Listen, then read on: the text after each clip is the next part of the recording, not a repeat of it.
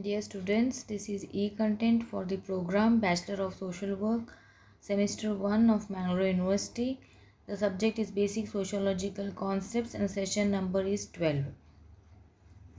The topic for this session is Classification of Groups. Let us begin with a recap of the previous class. In the previous class, students understood the characteristics of group. The learning objective for this session is to understand the different classification of groups. The expected session outcome is that the students should understand the different classification of groups. Now let us have a look at the different classifications of groups given by different sociologists. The first one is in-group and out-group given by W.G. Sumner. This classification is a very subjective one, and in-group is nothing but we group and out-group is they group. This classification depends on the tendency of individuals to identify with a particular group.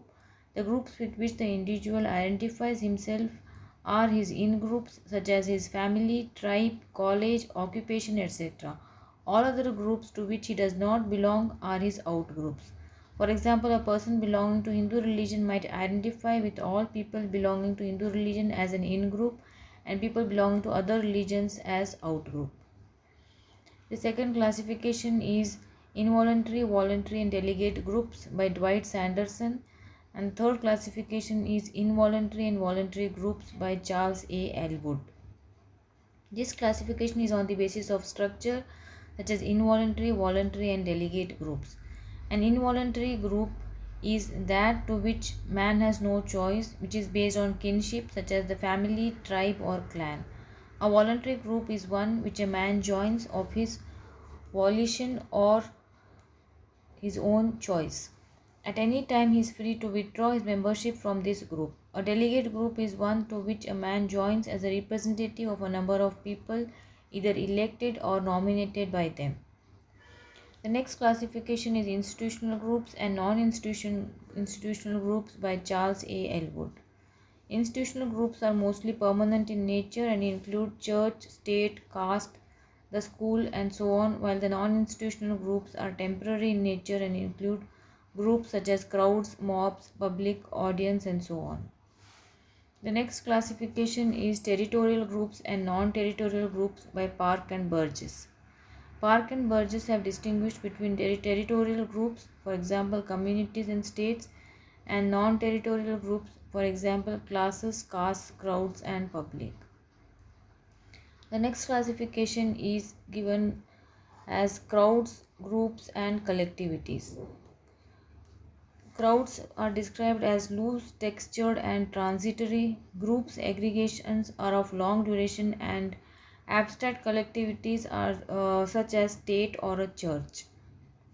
The next classification is given by C.H. Cooley as primary and secondary groups. The concept of the primary group was introduced by C.H. Cooley. In the primary group, there is face-to-face, close and intimate relationship among the members, such as in the family. In the changed circumstances, we develop in contrast to the intimacy and spontaneity of primary groups, formal organizations described as secondary groups. However, this term was not introduced by Cooley. In this, the individuals have functionally defined roles as members of the group. In a secondary group, the relationship among the members are indirect, impersonal and superficial, such as the political party, a city and trade union, etc. Personal intimacy and face-to-face relationships are altogether absent in these secondary groups. The next classification is given by Ferdinand Tönnies as the community or Gemeinschaft and association or Gesellschaft. Ferdinand Tönnies classified groups into community and association. In community, individuals are involved in the process of interaction as persons. The family, kin groups, the neighborhood, the rural village, the friends groups represent the community. In such groups, intimate, friendly and personal relations are found among the members. Association is defined as public life as something which is consciously and deliberately entered upon. Business corporation, towns, cities are examples of the association. Members look to the group for satisfaction of the specific interests. The next important classification is given by George Simmel as large and small groups. Groups may also be classified on the basis of the number of members composing the group. A large group is obviously a group comprising a large number of members, and small group is a group of limited number of members. Small groups include dyad, triad and other small groups, and large groups represent racial groups, political groups, nation and other big collectivities.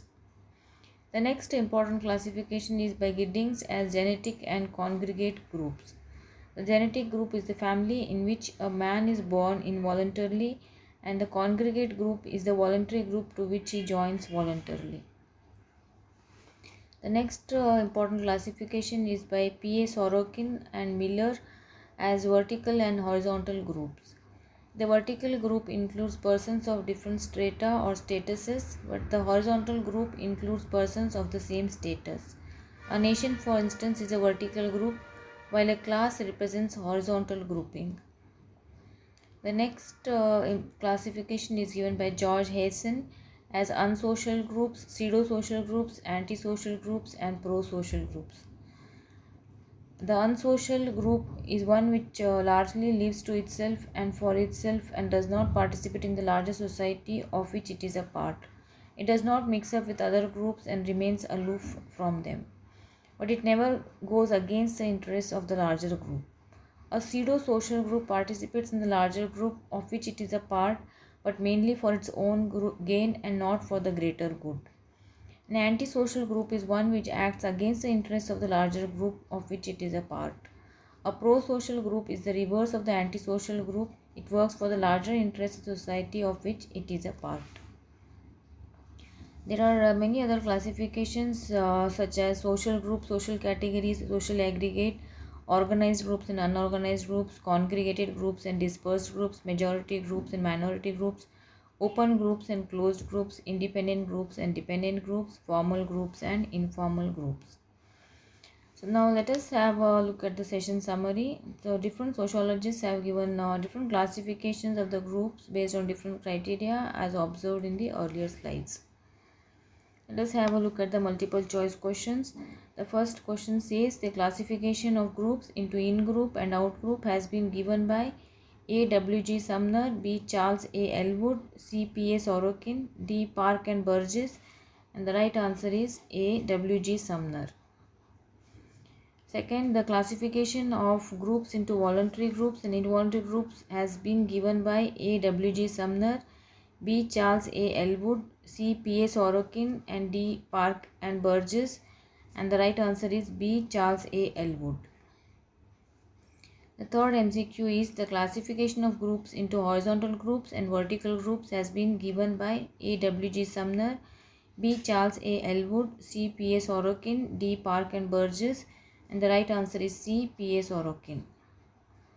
The fourth question says the classification of groups into territorial groups and non-territorial groups has been given by A. W. G. Sumner, B. Charles A. Elwood, C. P. A. Sorokin, D. Park and Burgess, and the right answer is D. Park and Burgess. The fifth MCQ says the classification of groups into genetic groups and congregate groups has been given by A. W. G. Sumner, B. Charles A. Elwood, C. Giddings, D. Park and Burgess, and the right answer is C. Giddings. These are the books which have been referred to for the preparation of this study material. You may go through these books for more information on these topics. Thank you.